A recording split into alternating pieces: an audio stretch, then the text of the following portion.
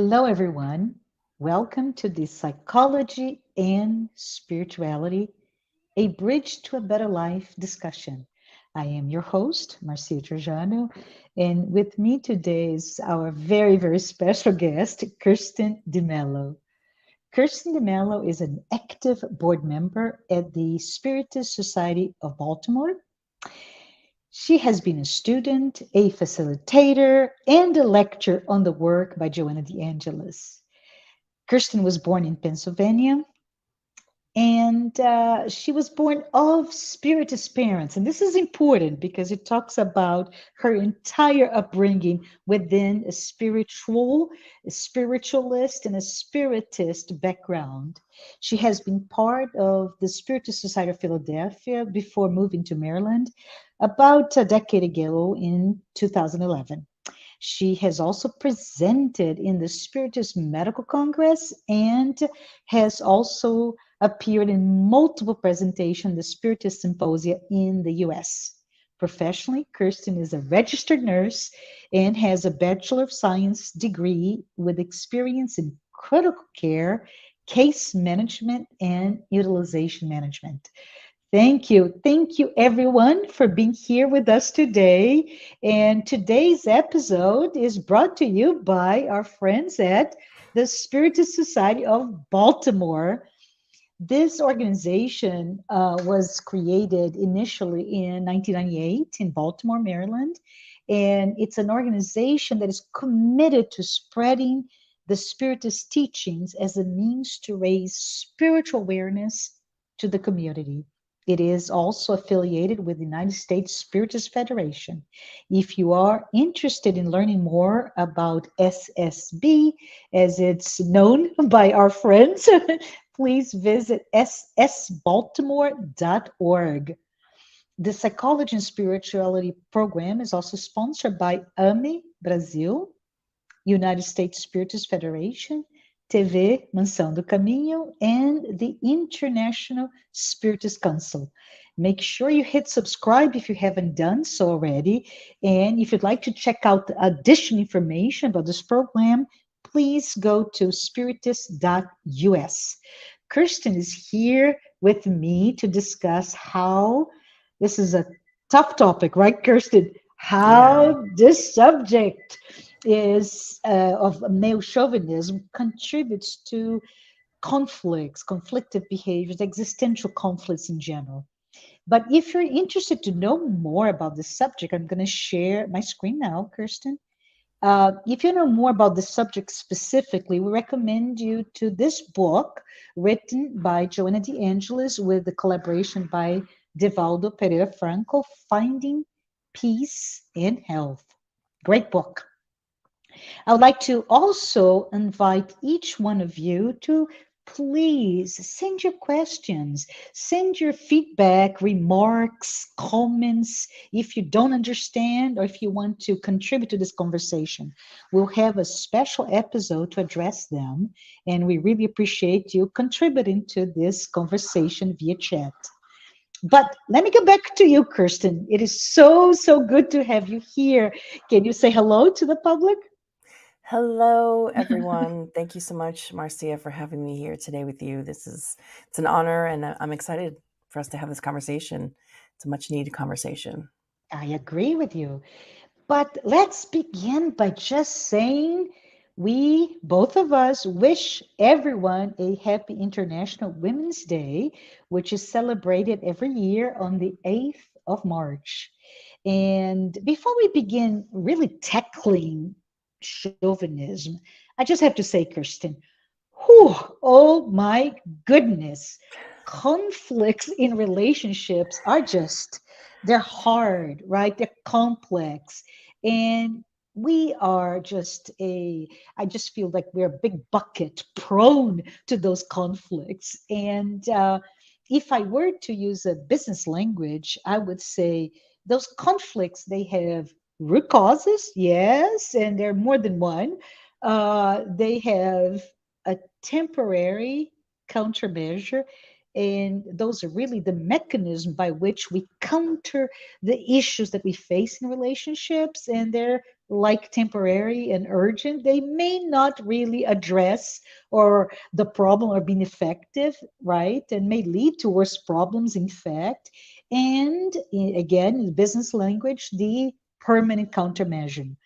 Kirsten, as one of five girls, right? A family of six, but five sisters. We just born in the northeast of Brazil, which is a country and specific that region very well known for its male chauvinism. So there, as I read the books, right, about the topic, and I immerse myself specifically on that book, that resource that we referenced earlier by Joanna de Angelis, it really made very clear to me how accepted and normalized this behavior is societally. And on the other hand, I have lived in the US for the majority of my life. I work in a multinational global company. And Kirsten, for the past 10 years, I've seen the company specifically try to address gender equality or inequality in this case in the workplace. Many different initiatives are talking about diversity, equity, and inclusion as part of the practice. There's all of this, and I don't believe we're there yet. Can we perhaps talk a little bit about how chauvinism has been so hard to eradicate in our society? And Kirsten, was Joanna a feminist at her time? What do you think? Well, first, I think we have to define what feminist is, because Mhm, modern day feminism is quite different from the initial feminist movement that was happening in New York, and well, not just New York, in many places, but with the suffragettes and the suffrage movement, and just so much of what women were fighting for, you know, decades ago, the right to vote is different from what it is nowadays. It seems, to some extent, there's more of an extreme. So, was Joanna a feminist, or is Joanna a feminist? I think she was or is, but more so with the original feminist movement, not so much the one that has taken on, an extreme. Sort of behavior or characteristics can where you women. tell me about those characteristics, maybe? Yeah, Sorry no, to interrupt definitely. you, but maybe we can give that as the background Yeah. by which No, this is such an important discussion, yeah, right? definitely. So I would say the initial feminist movement was about giving women the opportunity to be able to work outside of the home, to be able to go to medical school, and be able to vote and have a voice. Mhm, Whereas nowadays we do have that. Still working on some inequalities, but in comparison to what we were working on probably or looking at 100 years ago, we've come a long way. But mhm, nowadays, it seems like there are some radicalists that just call themselves feminists. I don't think that they self-identify as a radicalist, but they call mhm, themselves a feminist, and they are they are encouraging promiscuity. They are encouraging abortions. They are encouraging women to live as reckless as some irresponsible men have, and mhm. that living that way will make us equal, and that's what we have to do. And it's not. It's a fallacy. It's it's just a corruption of what an original idea of feminism, to liberate women so we could, you know, be a valuable citizen, to trying to go the other end of the extreme into making women into really slaves again, slaves to sexuality, Yeah. slaves to all these negative things. But I'll stop there, give you No, a no, chance. I want you to be very specific. Let's be clear. What are you really talking about? Because I think there's a question here that the undertone of this conversation, which is uh, sex, which is, and the words that come to mind that you find in specifically in this book by Joanna de Angelis are um, possession, superiority, right? So male superiority versus a female inferiority.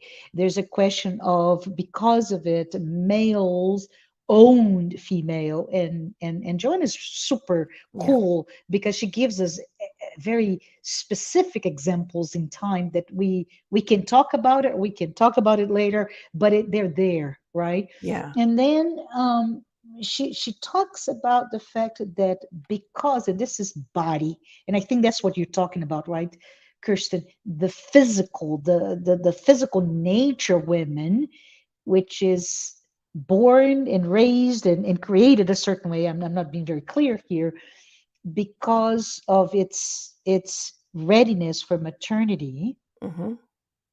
Then we're comparing a society that we can go back all the way in the beginning of the beginning, where my power, my superpower, if we joke about it, was the strength of my body, right? Hmm. And we're Yeah. talking about warriors being the leaders of small nations or tribes, and that, Kirsten, that is long gone. Yeah. Quite frankly, I don't we don't need that. We don't need the Yeah. body muscle, the muscle mass to be able to say I'm better than you because Yeah. I'm stronger that way. Can we talk a little bit about Yes. how all of this is really being Yes. mistaken in how we talk about male chauvinism today? Yes. So I think we have to understand that the psychology and the evolutionary Hmm. psychology behind Hmm. why. So, I mean, from a physical standpoint, men are Hmm. physically different. Generally speaking, we could say Hmm. that men tend to be physically more stronger than women. Hmm. Although nowadays we know, you can go into the gym and join CrossFit and, lift just as much as a man can. But from an evolutionary standpoint, men were always, and from, since we are spiritists and we believe in reincarnation, and we take with us all of the Hmm. experiences that we have. So, and Joanna kind of talks about this as well. So when someone has like so many experiences as a man, reincarnating multiple times, when you carry a lot of those traits with you, and through learned behavior, whatever you want to, however you want to define it Hmm. culturally. So men have, as you were explaining in the beginning, needed to be really strong to fight off, and protect the female. And to some extent, some of that still stays with us. There was a study. I gave a lecture recently, and I quoted the study, and I can't remember offhand, but we can put it in the podcast notes somewhere, once I find it and give it to you, Marcia. Yeah, Marcia. Um, but it said that they researched, they interviewed like thousands of women, and there was like Hmm. a percentage that were feminists and others that were self-identifying as not as a feminist. But they found that Hmm. 80% of the women that they, give or take 80%, Hmm. were identifying as a modern day feminist.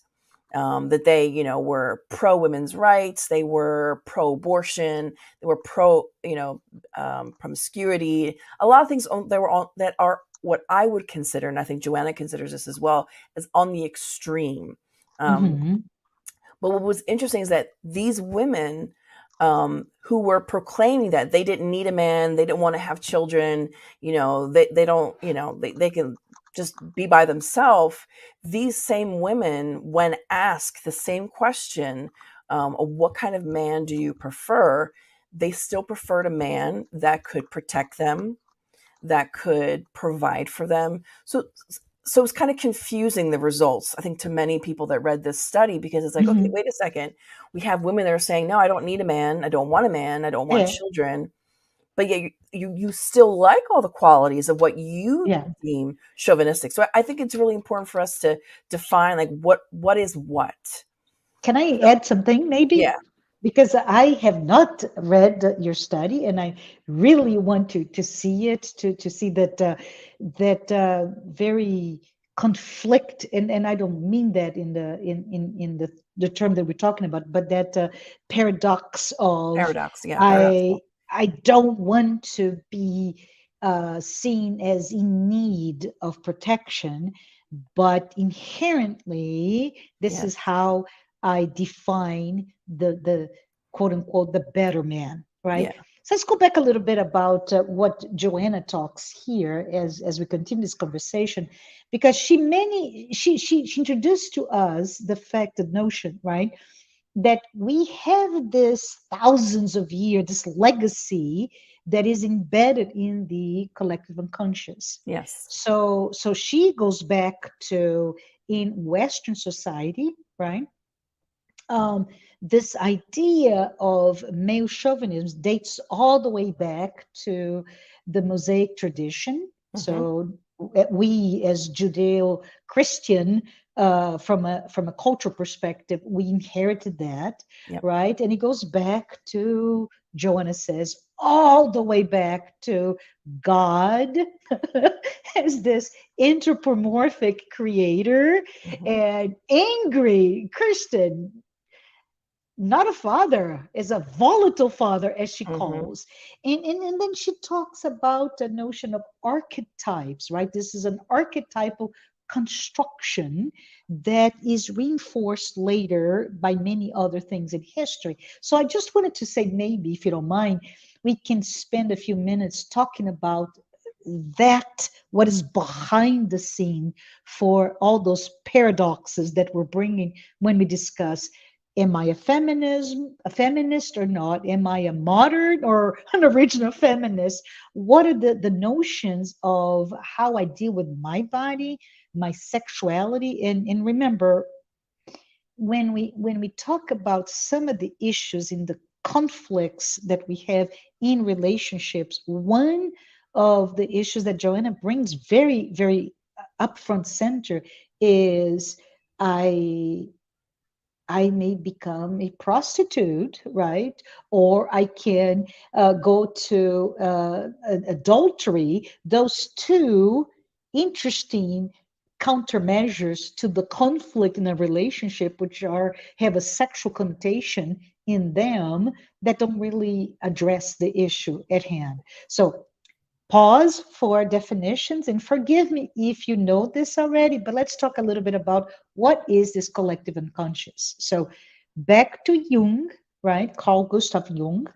He says collective unconscious, this is straight from the dictionary, is part of the unconscious mind which is derived from that ancestral memory and experience.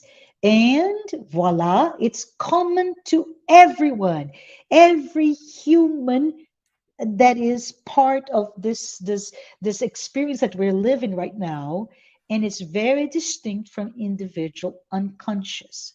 So why is it so important, right? Why is it that we need to understand that this collective unconscious exists as part of our unconscious, right? And he really, if we talk about it, it really uh, Jung, after he left Freud, and um, he, their relationship as partners really was fractured over his criticism. And I bring this because we're talking about sexuality, right? Mm-hmm. His criticisms of how Freud emphasized his entire development psychology based on how he looked at sexuality, Yep. and that, I love it, led to what we bring here as analytical psychology, which is the psychological approach that Jung later developed. So let's go ahead and talk a little bit about it. I don't want to take too long, but I think this is fascinating as I remounted to myself and my upbringing in a country that is very sexist and chauvinistic, in a part of the country that is even more so than the rest, and in a family where we're all basically females. And I never really perceived some things because you just project what you know what's right, right? But back at you, Kirsten. What are your thoughts from what's going on today and how we really don't understand how those roles that we adopt are really archetypal in nature?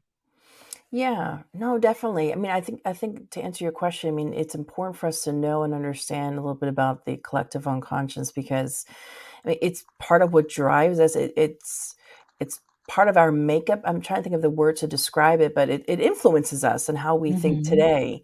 And so that it's a big part of what influences us. So it Mm-hmm. has to be taken into account in order for us to understand who we are, why we think the way that we think, and but in terms of what is going on in the world today, what we're seeing is instead of women just fighting to have equal rights, we're seeing what I would, from my perspective, extremism, Mm-hmm. radicalism, where instead of teaching women, and Joanna talks about this, and I'll touch on it in a second, Mm-hmm. to value what we bring to the table, who we are, as women. We have, my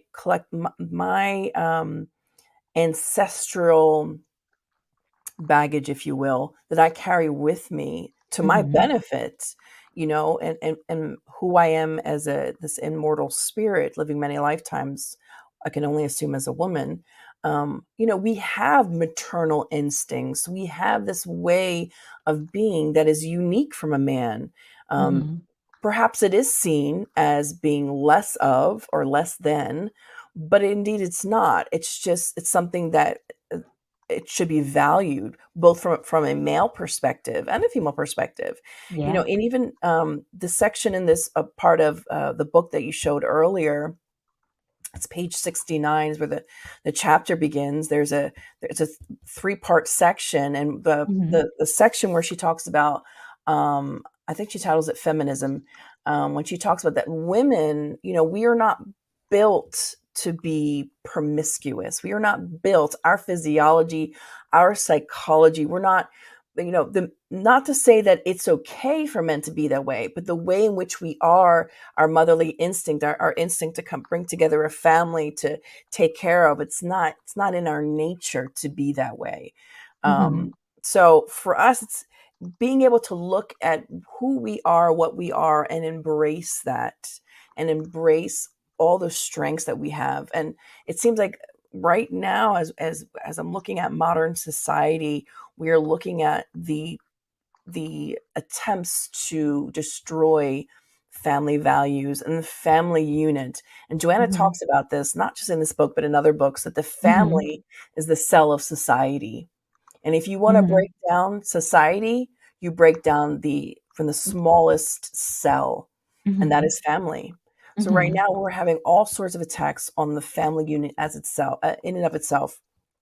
And men, also equally, so I do believe nowadays, because of this radicalism, are getting a bad rap.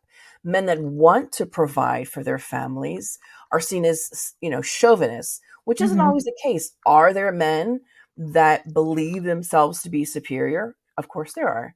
But there is also men who just want to take care of their family, that in their heart of hearts, they want to be able to do that. And then there are women that are seen as inferior because they want to be, in the home, or to work in the home and to care for the children, that is beneath them. And Joanna says, Mm-hmm. no, it's not. If you want to have a career outside, that's okay. You can have a family and have a career, but with all things, you can't be extreme. So if you Mm-hmm. want a career, of course, you can't neglect what you have at home. So there has to be, a balance, and there can be. And I think that Mm-hmm. there's a lot of confusion right now as Can to, you? Yeah, go ahead. Sorry. there's just so much confusion, and there's a Mm-hmm. lot of herd mentality where Mm-hmm. people want to follow what's cool, Mm-hmm. what's hip right now. And right now, Mm-hmm. what's hip, what's cool, what's in vogue is for women to be free and liberated, Mm-hmm. to be promiscuous and to not care, and to not want a family, for a woman not to have kids because you don't need to. This is Mm-hmm. what's popular. So there are a lot of women, because it's what's popular, are just hitching a ride on that bandwagon. And it's the Mm-hmm. worst thing. We're killing Mm-hmm. so much work that the initial feminists did, you know, Mm-hmm. Mm-hmm. decades ago, what they literally blood, sweat, and tears fought to have a voice. We're killing all of that, in my Mm-hmm. opinion, because Mm-hmm. we are damaging who we are, as our potentials as women, um, and just morality in general. Yeah. So I'll Yeah. stop there because I want to hear what you have to say too. No, I was just lots of questions coming to my mind. One of them is, and I want to put that, let's make a note, put that at the end. But the first question that came to my mind, which I want you to answer at the end, is what do we want to tell our children and our children's children about what is this notion that so beautifully written in so many of the works by Joanna de Angelis, and it marries psychology and spirituality regarding feminism and chauvinism, and how you're almost there. How do we attain that balance, right? Which is the one that does not betray us and our own conflicts that we bring with us. So that's the last question. But one of the things that came to my mind when you're talking right now is the fact that we are influenced, right, Kirsten, by that ancestral baggage that we bring, and we don't even know that. Mhm. But as we mentioned before, we are immortal.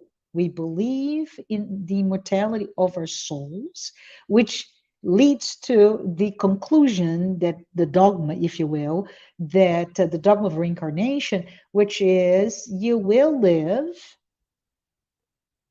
and you live after this life and you will live after this life, but there is no sanctity, or sanctification is the better term, of once your body disintegrates, when there is a corporeal death, you don't become a saint, even though somehow we tend to believe that.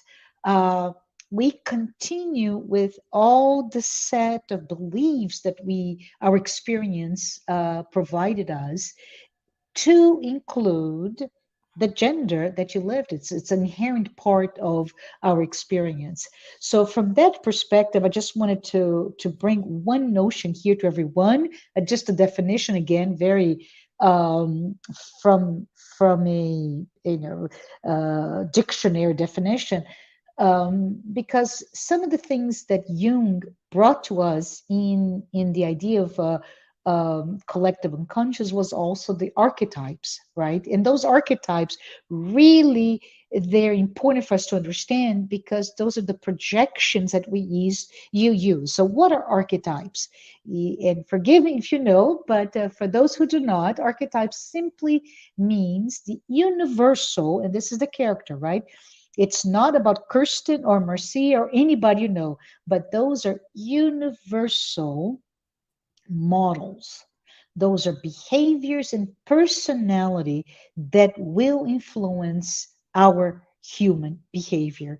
So what Jung tells us is that those archetypes, they originate from the collective unconscious. So, as such, they will somehow organize how we go about our lives, how we experience life in itself. And it's very interesting, just as a plug, if you like to read, he says, Jung, in his book, The Structure of the Psyche, that the most powerful ideas in history are linked to that notion of archetype. So it's really important that we understand, because somehow, based on the fact that we don't really think about it, we have behaviors that may bring to certain concerns as we are perhaps bystanders to this modern, and I'm quoting you, Kirsten, this modern feminism and how they express themselves, or maybe we are as witnesses to this. No, what is it? Back to that question: what is it we want to tell our children and our children's children about feminism? That's a great question. And I pause not because I don't know. I pause because it's a loaded question, and I want to be intentional in expressing myself. But I Mm-hmm. think that what in my mind, what we I would want to pass down to my children, and hopefully to my children pass that down to their children, and so forth and so on, is essentially what Joanna talks about in this chapter of this Mm-hmm. book, and in other parts and other books as well. This idea that, celebrate who you are. Yes. And it's also important to note that if we're, and I don't want to get into a discussion about, because I know this is a whole other discussion in of itself, that gender dysphoria. But when we're born into the body that we're born into, and the gender that we're born into, it's for a reason. It's for a purpose, Mm-hmm. and it's for us not to fight that, but to try and embrace it and learn from it, because there's a purpose in it. If God, the high spirits, have put this together for us, this reincarnatory plan, if you will, there is a purpose in it for us to learn and observe and to grow and to flourish wherever Mm-hmm. we are planted.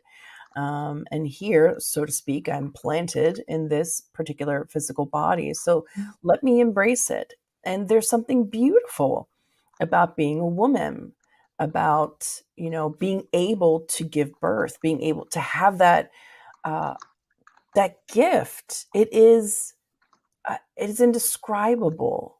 It is absolutely indescribable. It should be revered. It should be something that it should be cherished, Mm-hmm. that all women should cherish that about Mm-hmm. themselves. Now, is this to say that I would pass this along and say, well, you must be a mother, you must have X amount of children? No, of course, some women are just not either going to have, some women may have reproductive issues, and that's Mm-hmm. okay. And each person, each their own. But Mm-hmm. it is something beautiful, I would say, to pass on this Mm-hmm. idea of embracing your femininity, Mm-hmm. embracing the strengths that you have, and not looking down on it. So if you feel you want to embrace your femininity, and if that looks like, well, I want to be a mother, I want to be a stay-at-home mom, or I want to, make raising my children at home my career, that's okay. You're not less of a human being because of that. But if you feel like you want to have, a job outside of your home, that's okay too.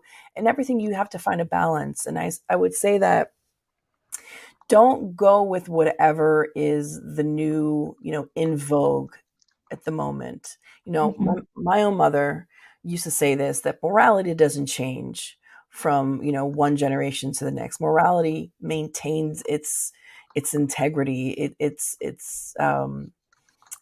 validity, regardless of what generation we're in.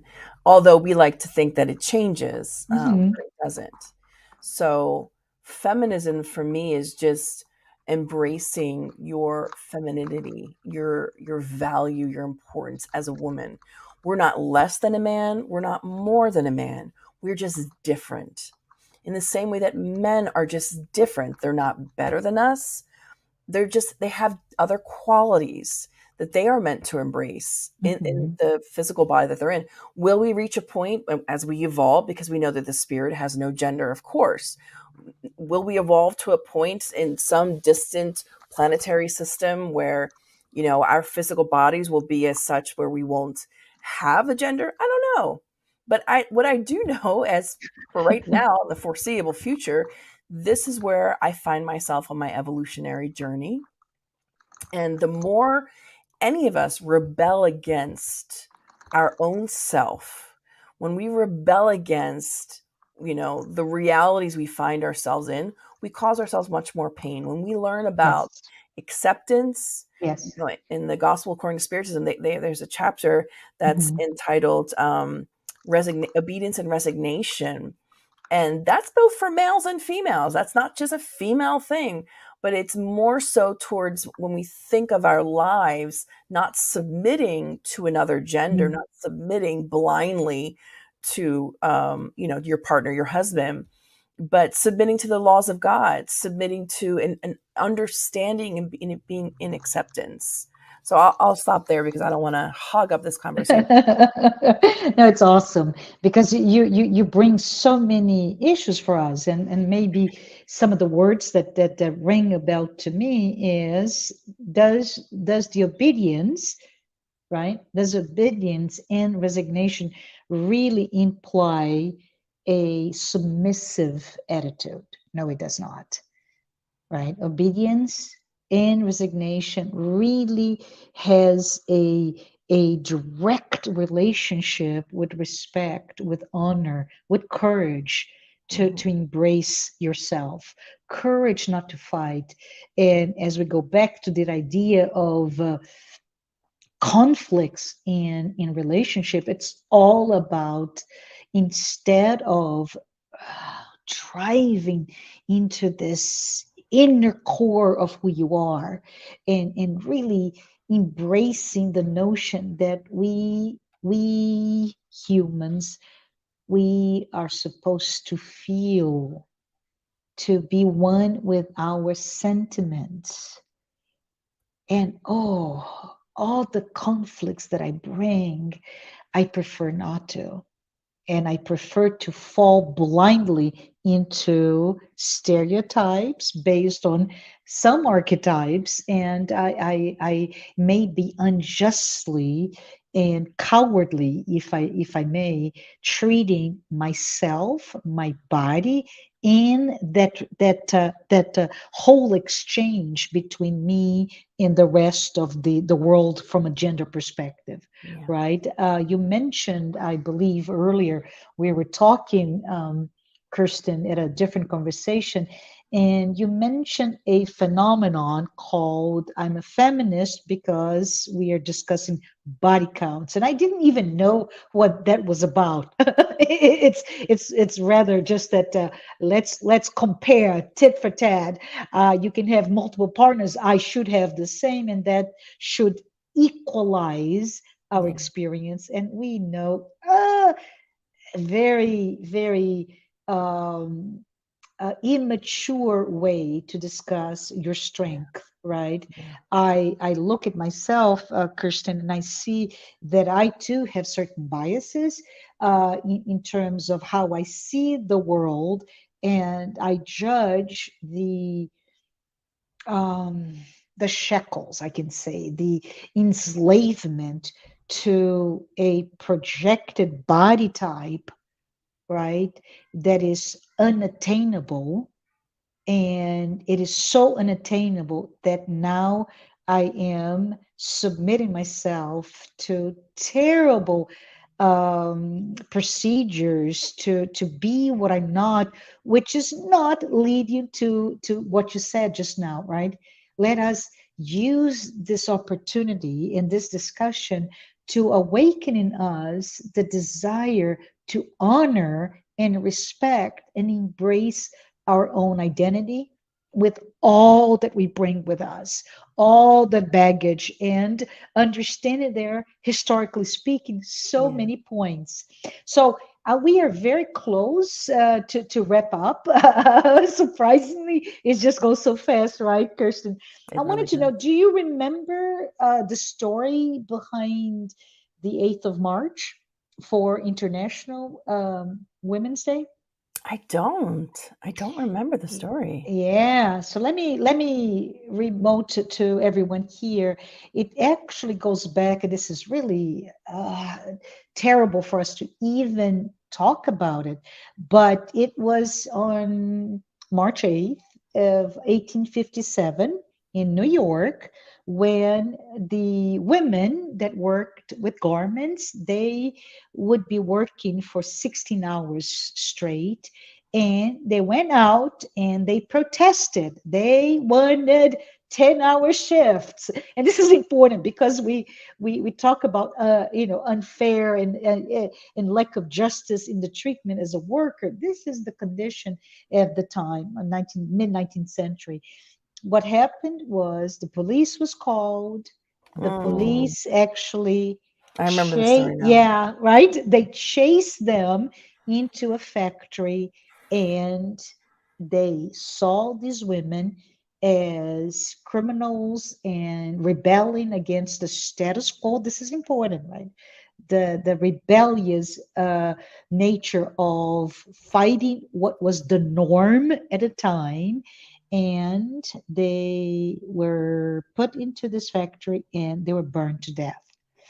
So as we, perhaps not this year, but maybe in the future years, if as we talk about um, gender equality, and we talk about perhaps feminism, original, today, whatever it is, your brand of feminism that you're contemplating, reading about, considering, right? Versus also a very chauvinistic or sexist behavior that men and women may have. Let's think about and let's honor all of those women that died to bring justice and to bring the treatment, because we women have the right to education. We, because we have a different physical makeup, it does not mean that we're weaker. We're intelligent. We are sensitive. We are also equally able to construct, to be co-creator of this world that we live in, the society that we live in. So let's forget, or perhaps try to forget, all our confusion on dealing with gender inequality from a way that, based on maybe 2000 years ago, reverted to I'm imprisoned to a marriage because my parents, um, right, they arranged this marriage, and I'm now a possession to this husband.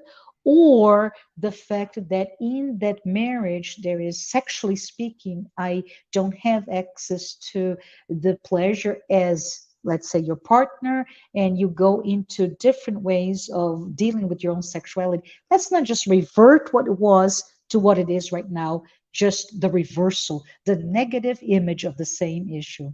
I don't know. Those are my thoughts. Why don't you give your thoughts as we conclude this really interesting and insightful conversation about male chauvinism? Oh, definitely. I think that if my last thoughts that I'll leave for any of those that are listening is to go and read this particular book and this particular chapter, this section of the book, to better understand. I think the best thing we can do is what the high spirits told us to do, is to educate ourselves. Mm-hmm. To love one another and to educate ourselves, and that's the best thing.